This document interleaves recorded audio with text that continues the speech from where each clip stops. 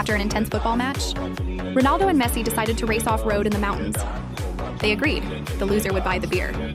The breathtaking scenery made the challenge even more exciting. But suddenly, a massive black bear appeared in their path. Frozen for a moment, they quickly turned and sped off as the bear started chasing them. After a dramatic escape, they finally stopped at a beer shack. That day, there was no winner or loser, just a night of drinks. And an unforgettable adventure. Like this story? Don't forget to hit the subscribe button for more fun and exciting content.